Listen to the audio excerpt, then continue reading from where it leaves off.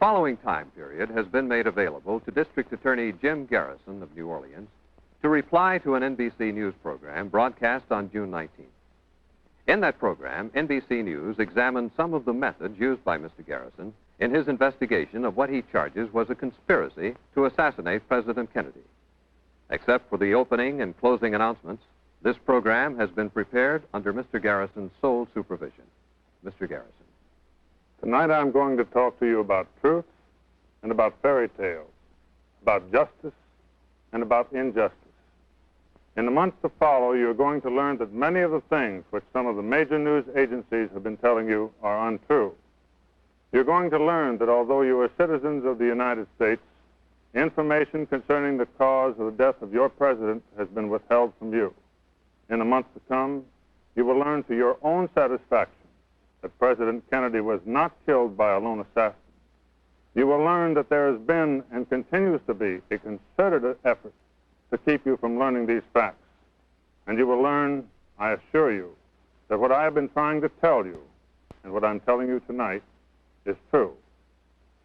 As children, we become accustomed to hearing fairy tales. They're always pleasant stories, and they're comforting to hear because good always triumphs over evil. At least, this is the way it is in fairy tales. Fairy tales are not dangerous for our children and are probably even good for them up to a point. However, in the real world in which you and I must live, fairy tales are dangerous. They're dangerous because they're untrue. Anything which is untrue is dangerous. And it is all the more dangerous when a fairy tale becomes accepted as reality simply because it has an official seal of approval, or because honorable men announce that you must believe it, or because powerful elements of the press tell you that the fairy tale is true. The conclusion of the Warren report that President Kennedy was killed by a lone assassin is a fairy tale. This does not mean that the men on the Warren Commission were aware at the time that their conclusion was totally untrue, nor does it mean necessarily that these men had any sinister motives. It does mean that the conclusion that no conspiracy existed and that Lee Oswald was the lone assassin is a fiction and a myth, and that it should be brought to an end. The people of this country don't have to be protected from the truth. This country was not built on the idea that a handful of nobles, whether located in our federal agencies in Washington, D.C., or in the news agencies in New York, should decide what was good for the people to know and what they should not know. This is a totalitarian concept which presumes that the leaders of our federal government and the men in control of the powerful press media constitute a special elite, which by virtue of their nobility and their brilliance empower them to think for the people. Personally, I would rather put my confidence in the common sense of the people of this country. The truth about the assassination of the president has been concealed from you long enough. Those forces which are fighting so hard today to tell you that they have examined the Warren report and that everything is fine and that our investigation has uncovered nothing are not merely going to lose this fight. They have already lost it. Now let me tell you why President Kennedy was murdered and how he was murdered. I also want to give you a few examples which will show you how the conclusion reached by the Warren Commission is totally impossible. President Kennedy was assassinated by men who sought to obtain a radical change in our foreign policy, particularly with regard to Cuba. You recall that under President Kennedy, the Cold War began to thaw, and there were new signs of an effort on the part of the Soviet Union and ourselves to understand each other. On the map, this appears to be merely a large island off the coast of Florida. But for many men, it meant a good deal more than this. In 1963, a great variety of interests existed which not only desired an American-supported invasion of Castro's Cuba, but took it for granted that it was inevitable. In the minds of many men, this island represented a tremendous emotional landmark because they had steered their courses toward it for so long and with such intensity. In the fall of 1962, the Cuban Missile Crisis occurred. It was followed by a pronounced new attitude towards Cuba on the part of the United States. Cuba, after this, was no longer regarded as an enemy and was no longer regarded as fair game for those men who, for one reason or another, focused their attention on this island. The new signs of understanding between Russia and the United States continued to develop. In June of 1963, President Kennedy, addressing students at the American University in Washington, told them, "We breathe the same air as the Russians." He said we should try to live together in peace on this earth. Well, at this point, some individuals transferred their hostile attention from Fidel Castro to John F. Kennedy. They planned the president's assassination, and they planned it well. The evidence indicates that he was shot at from two different directions in the rear, and also from the right front. We know that shooting was coming from two separate directions in the rear because the president and Governor Connolly were hit in the back within a split second of each other. And this necessarily had to happen with two bullets coming from two different rifles. We know that the president was being shot at from the grassy knoll area on the right front because most of the people in Dealey Plaza heard the shots coming from there, and because at least one of the president's wounds was an entry wound from the front, and because men were seen running from the grassy knoll area immediately afterwards. That's why the idea of Lee Harvey Oswald as the lone assassin of the president is a fairy tale and should be brought to an end. If you, the people of the United States, will learn the truth that the president was assassinated by men who were once connected with a Central Intelligence Agency, of course, this might reflect on the dignity of the CIA. But I happen to believe that our form of government is strong enough to survive the truth. I believe that you are entitled to the truth about how your president was shot down in the street and how it was done. Instead, some of the most powerful news agencies we have in our country have worked hard to convince you that everything is all right. They do not tell you that Lee Harvey Oswald's fingerprints were not found on the gun, which was supposed to have killed the president.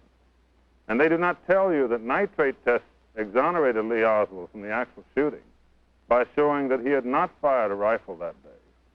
And they do not tell you that it was virtually impossible for Oswald to have taken his fingerprints off the gun, hidden the gun, and gone down 4 flights of stairs by the time he was seen on the 2nd floor. Above all, they do not tell you of the overwhelming eyewitness testimony that shots were coming from behind the stone wall on the grassy knoll. In a choice between official dignity and the truth, dignity was given priority, and so you have not received the full truth.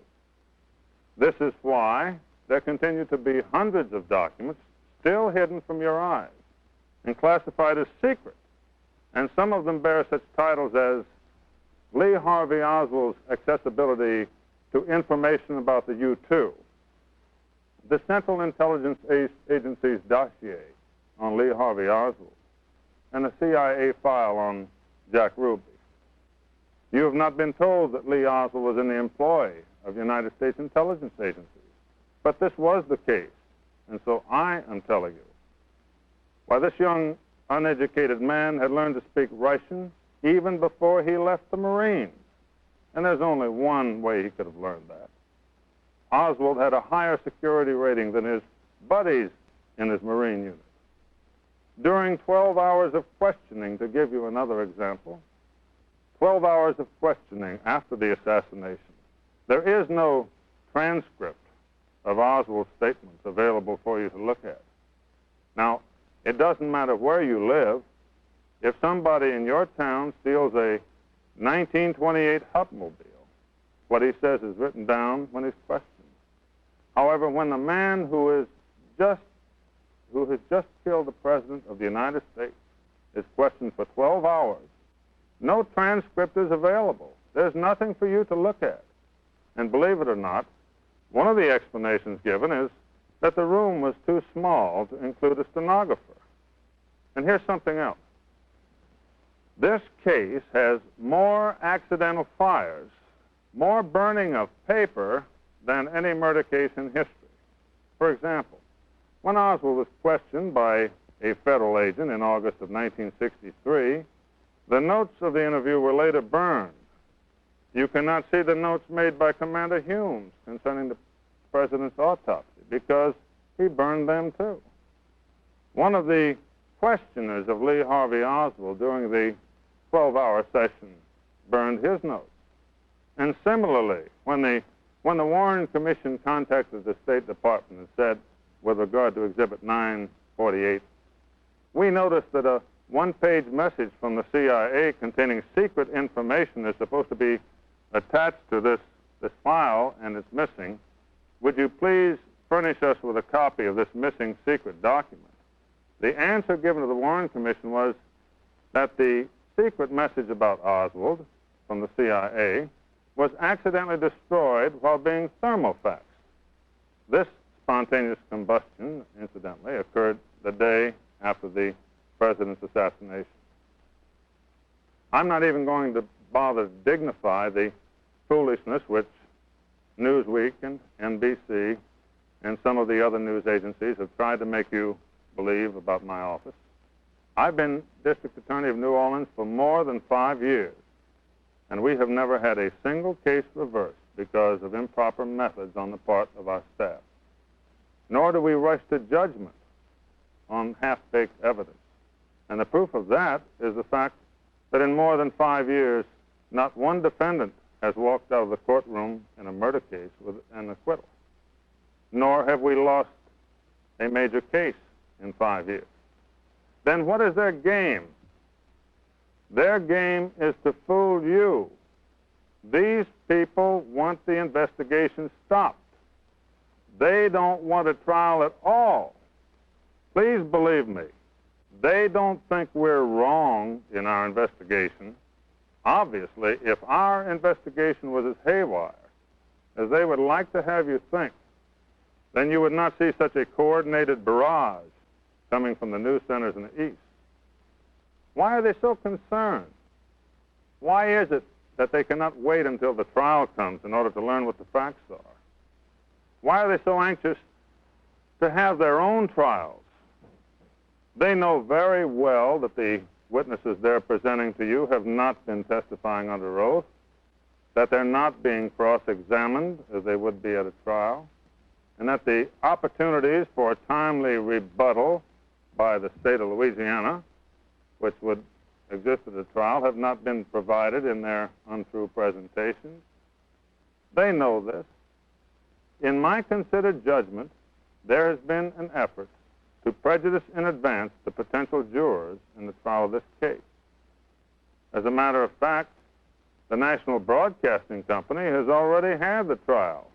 The defendant was found innocent, and the district attorney was convicted. They announced across the nation that my methods were improper. But as their stories, one by one, turn out to be false, they do not reveal this to you, but simply search hopefully into new areas. For example, Newsweek magazine had a feature article saying that my office attempted to bribe a man named Bobuff. It later turned out that his story and their article was totally untrue, and the tape which Newsweek described had been altered. The police investigators in my office were found innocent of any wrongdoing in a serious investigation conducted by the police department. However, Newsweek has made virtually no mention of that. Similarly, in its recent effort to make you think that my methods are improper, NBC announced coast to coast that it had located the real Clay Bertrand, that an NBC man had talked to him. This made every newspaper in the country, and it inferred, once again, that in addition to using terrible methods, we were off on a wild goose chase.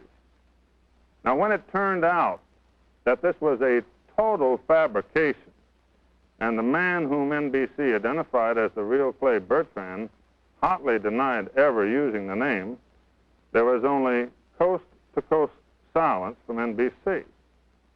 NBC presented a professional burglar whom my office had just recently convicted and allowed him to make a plainly false presentation that we had tried to get him to climb into the defendant's apartment and plant evidence there. The inference, of course, was that this particular defendant was too lofty a character to participate in my nefarious schemes.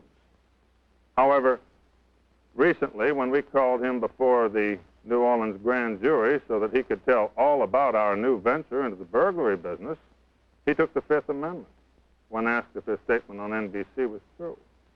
Once again, this was followed by loud silence from coast to coast on NBC.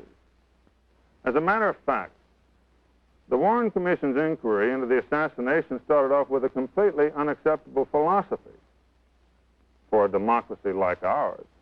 One of its stated objectives was to calm the fears of the people about a conspiracy.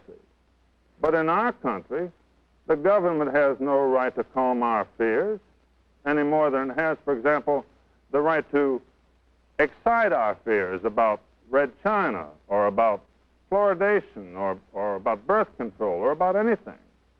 There's no room in America for thought control of any kind, no matter how benevolent the objective. Personally, I don't want to be calm about the assassination of John F. Kennedy. I don't want to be calm about a president of my country being shot down in the streets. And I don't want to be calm about the fact that for reasons of public policy or national security or any other phony reason, the true facts have been withheld from the people of this country. If the day has come when it is possible to shoot our president down because some men disagree with his foreign policy, and the day has come that the moment his heart stops beating, other considerations take over which conceal the total truth from the citizens of the United States, then the day has come when we have ceased to be a democracy.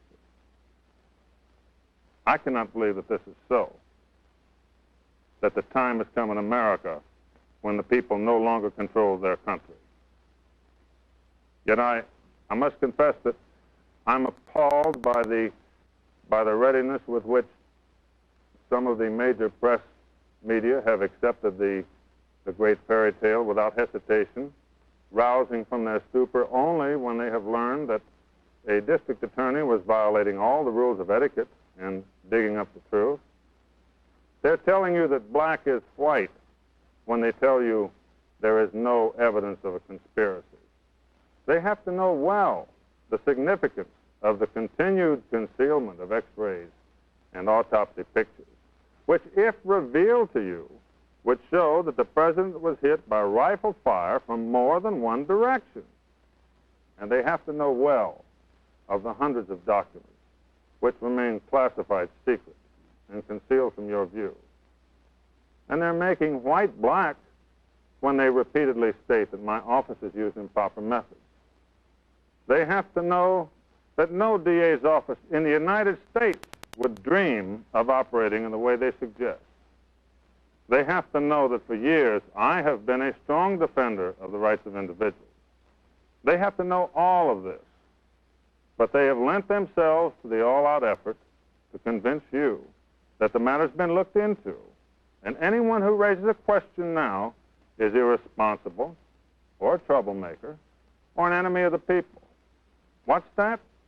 You say that you are an American citizen and you want to see the autopsy X-rays and you want to see these hundreds of documents that have been withheld from your view, and you want to know why these vital notes always ended up being burned? What's the matter with you? Can't you take the word of these honorable men who've looked into it for you? Let me just give you one example that shows you how impossible the single assassination theory is, which shows you the enormity of the fairy tale which you're supposed to believe in.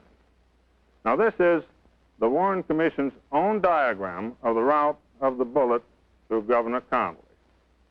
The bullet had to take this route in order to cause the injuries which he received. Now, the important thing to keep in mind is that the Warren Commission itself concedes that if this same bullet was not the one which also went through President Kennedy, then there had to be someone else firing. And the reason for that, just to put it very simply, is the Zapruder films have shown that all the firing occurred in 6 seconds, and yet there were a total of 8 wounds. Therefore, this one bullet has to cause 7 wounds, because one missed, and one was the fatal shot hitting the president. So, by the Warren Commission's own admission, prior to hitting the governor, this bullet had to go through President Kennedy, who is sitting back here. Now, you'll notice that the Warren Commission did not attempt to include President Kennedy in the diagram. They could not, because the total impossibility of this bullet having gone through the president also would be too obvious. In other words, by the evidence of the Warren Commission itself, it is obvious that there was other shooting going on in Dealey Plaza. Consequently, the Warren Commission has officially concluded that before this bullet came down from the sky, as it had to hit Governor Connally and all those different places, it entered President Kennedy's body from the rear and came out of his neck. I might add that the Warren Commission did not try to include the president's picture because that would have shown that the course of the magic bullet would have had to gone up in the air and come down again in order to end up hitting the governor. It is by selecting these little portions of each incident and by excluding other portions that the fairy tale is presented to you. However, if they had to show in one diagram the bullet entering the president and then continuing through Governor Connally, you would be able to see the total impossibility of this bullet causing 7 wounds. Now, this is just one of many examples which show that the Warren Commission's conclusion is completely impossible. The bullet 399 is another example. The fact that the cartridges in the Tippett case do not match at all the bullets in Tippett's body, one after the other. If I had the total hour to reply, which NBC used to try and discredit my office, I would be able to go into more matters. But let's sum it up by saying that it is completely impossible to uphold the single assassin theory if you look at it seriously. Anyone who has done their homework knows that the single assassin theory is totally impossible. In the final analysis, what has been done by the Warren Commission in its investigation is to take this series of implausibilities and to attempt to prove to you that each one of them is at least mathematically possible. Each one of them is mathematically possible, but not probable. However, it is not mathematically possible for all of these series of implausibilities to have occurred. And this is what they ask you to believe. It's very much like telling you that it is mathematically possible, for example, for an elephant to hang from a cliff with his tail tied to a daisy. Of course, this is implausible. But what do? They produce an expert who says, yes, I have made a study of the situation, and this is not a full-grown elephant, and this is a particularly tough kind of daisy, and therefore it was mathematically possible. Now, the official truth, as a result of such expert testimony, as a result of the creation of a series of mathematical possibilities, is now no longer what actually happened in Dallas, but what has been officially approved. Well, I say that the matter is not closed, not in this country. I say that the day has not yet arrived when the only reality is power, and the ideals on which our country was built are merely words printed on paper. I believe that those news agencies which have sought to imply that I would use improper methods to gain some sort of fictional political advantage have simply revealed their own cynicism.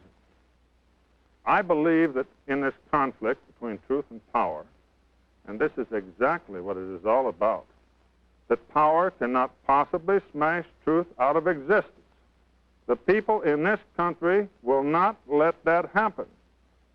If we still live in the same country in which we were born, and I don't think it's changed that much, if this is still the country in which, in the words of our Pledge of Allegiance, there exists liberty and justice for all, then this attempt to conceal the full truth from you, in the end, has to be a failure. Now, in this case, I've learned more about the human race than I really wanted to know. And I've learned more about some of our government agencies than I really wanted to know. And I've learned more about some of our press agencies than I cared to know. But I am still naive enough to believe that in America, the people make the decisions, not a handful of men in the Washington and New York areas. And I believe that the people of America want to know the entire truth about how their president was shot down in the streets of Dallas. And I want to assure you that as long as I am alive, no one is going to stop me from seeing that you obtain the full truth, and nothing less than the full truth, and no fairy tales. Time for the preceding program was made available to District Attorney Jim Garrison of New Orleans. The program was prepared under his sole supervision.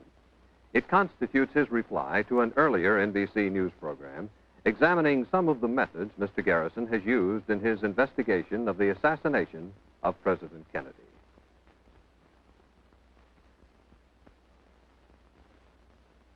This program originated in the studios of WDSU-TV in New Orleans.